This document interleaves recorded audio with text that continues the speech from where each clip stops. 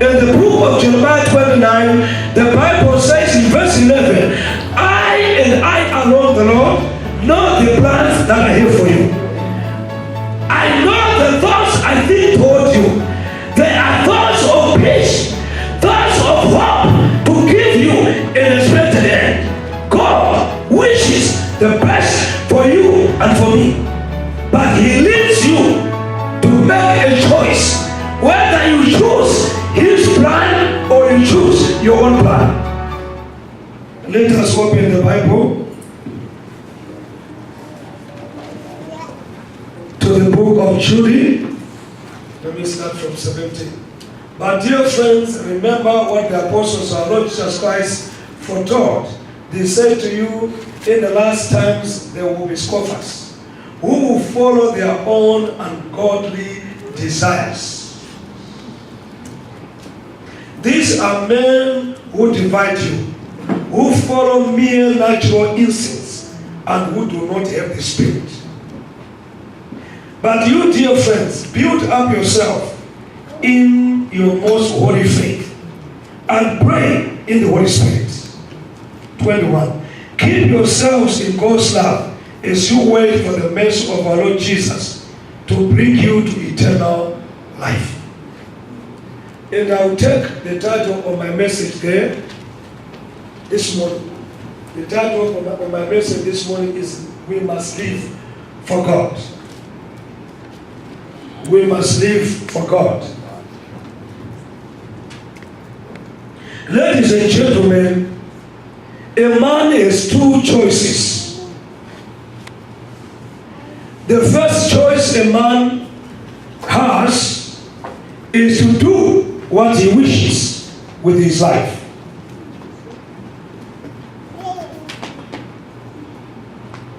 A man has basically two choices in his life. A man has a choice to do what he wishes with his life. And God has permitted it. So a man or a woman might choose to live for himself. He might choose to live to please the pleasure of his flesh. He might choose to work on a Sabbath. He might choose to do what he wishes on the Sabbath that is given by God. Turn to your neighbor and say, our God is a God of love. Therefore, He allows us to make choices concerning our life. So a man might choose to live for himself. A man might choose to live to give pleasure to his own flesh. And God has permitted it. Because God is a God of love. While God wishes the best for you and for me, because it is very clear in Scripture. In the book of Jeremiah 29, the Bible says in verse 11, I alone, the Lord, know the plans that I have for you. I know the thoughts I think toward you. They are thoughts of peace, thoughts of hope, to give you an expected end. God wishes the best for you and for me. But He leads you to make a choice, whether you choose His plan or you choose your own plan. In other words, God does not force any man to worship Him. Turn to your neighbor and say, God does not force anyone to worship Him. That's why maybe you see in the world, there are people who mock God and He still allows them to live. There are people who slander, He still allows them to live. There are people who commit adultery, fornication, gossip, He still allows them to live. Because He's a God of love. He allows you to make a choice. But because He is a God of love, He does He has given you his word. It's a guiding light to your life. That's why the Bible says in the book of Psalms 190, the word of God is a lamp unto my feet. It is a guiding touch of my life. So man has the ability to make a choice. Tell your neighbor and say, because God is full of love, he allows mockers, scoffers to live. And when out of God's grace and love, a man or a woman live, when they are in sin, you know what they think? They think that everything is well. When you wake up in the morning and you know last night you committed adultery, and you are not dead, you are there, you are walking, you are breathing. Sometimes you even feel more energy than before. And you think, oh, I think everything is well. Turn to your neighbor and say, it is well as far as you. Turn to your neighbor and say, it is well as far as you are concerned. But as far as God is concerned, you are under judgment. A man has a choice whether to worship God or to worship Lucifer. God has given you a chance. Whether to worship God or to worship Lucifer. You have a chance. God give you a chance. There are many people who are in the Illuminati, who are in the occult, who are still breathing like you. Maybe breathing more than you. It doesn't mean what they are doing is right because they are breathing. There are many occultic churches that are there that are even full of people. That does not mean what they are doing is right. Turn to them and say, neighbor, a Christian life ought to be lived on principle and on purpose. A true Christian live their life on principle and on purpose. In other words, I know what the word of God says. I know what the word of God requires me to do. And I live my life on purpose to preach and fulfill the word of God. Amen. Hallelujah. Turn to them and say, neighbor, salvation, healing, and deliverance are all product of God's love.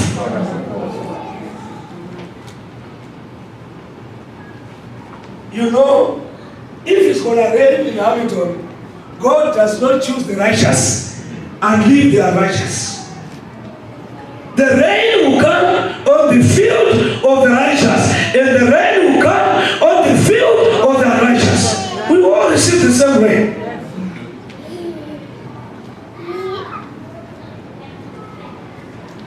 Turn to your neighbor and say, when you worship God, looking at others, not looking at Jesus, you are a false worshiper. When you are worshiping God, looking at others and not on Jesus, you are a false worshiper. In other words, when others are saying hallelujah, you also say hallelujah, praise the Lord.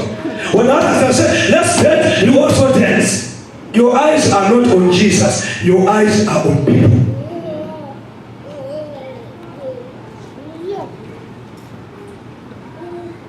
Ask your neighbor, can you show devotion and loyalty to God while others are unfaithful? I mean, can you be in the prayer meeting interceding for the whole nation when everybody is celebrating? Become the keeper. Neighbor, ask your neighbor, today is a day of knowledge. Today is a day of knowledge.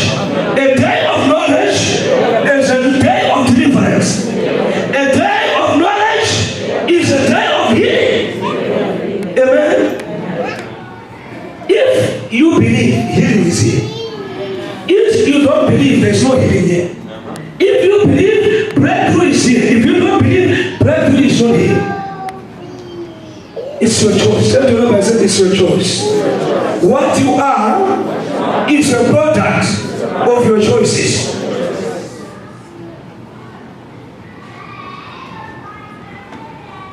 Tell your neighbor and say, what you are is the product of the choices you are making.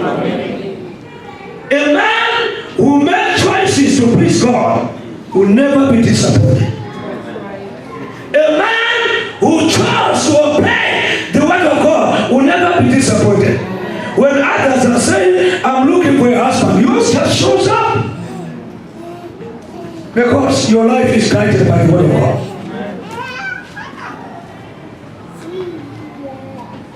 Turn to your neighbor and say, we need God's steals, but we don't need Him. Many of us, we come. We say, I've come to church. Why? You come to church because you need things from God. You don't need Him.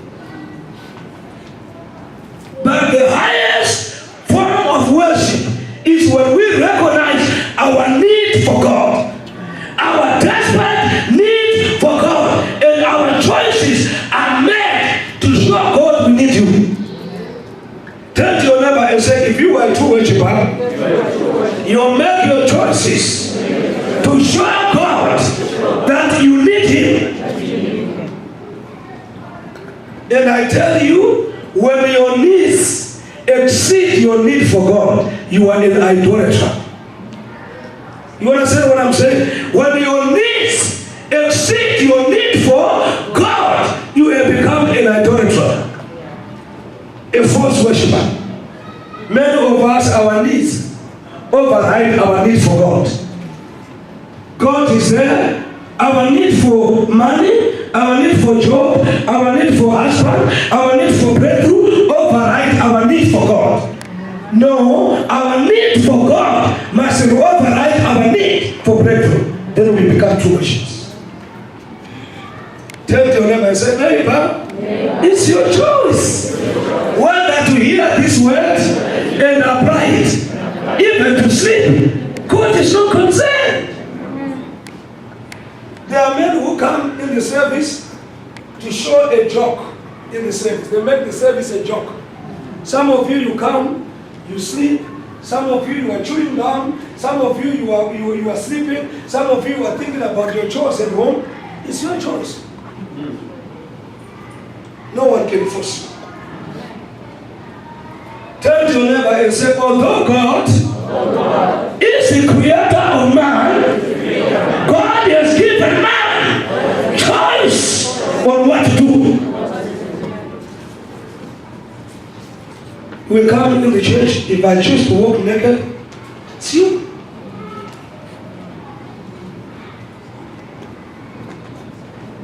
God will not come from heaven with a rod. He does not bring a rod from heaven. Bam! Bam! Bam! I kill you. No. Sometimes He waits for you on the last day when you are going to die. You cannot do nothing. You cannot do nothing. He starts to talk to you about your sins of 30 years, 40 years. There.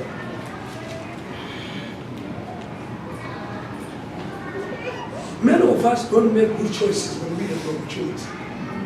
Tell your neighbor and say, many of us don't make good choices. Choices of repentance. Choices of godly sorrow of our sin. We don't do that. We wait. And certain people encourage us, go, baby, go, do that, go. And you keep on doing it. On the day, yesterday, we were coming all the way from Toronto.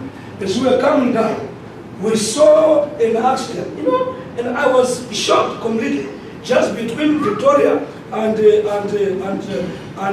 Maine. I mean, a car, I don't know what happened to the car, but this car, and I could see that the driver was a young man, and he was running and went and hit a bus stop, and the car was mashed into pieces. It is at that time, in most cases, when God says what He will do. Proverbs chapter 9. You know how difficult it is to correct a sinner? You know how difficult it is to correct the rebellious person? Hear what the word of God says. Listen to the word. Listen to the word. He who corrects a scoffer gets shame for himself, and he who rebukes a wicked man only harms himself.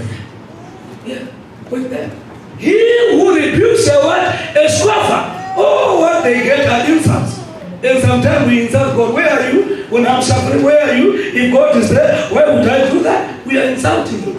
So He knows when you are here like this, and you are still can jump like this, He knows He cannot talk to you. Do you know that? It's like a parent who knows that they can never be able to talk to their child. They wait for them to be in the prison. When they are in the prison door now, when they are there, they say, you know, I meant to tell you that what you are doing is not what? It's not right.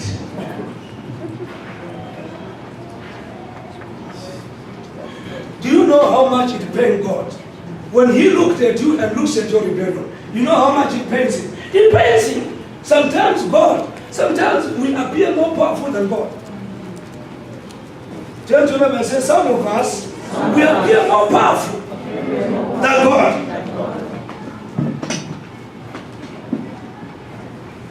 So God Himself knows that if I come and start rebuking my child now, this child now won't listen to me.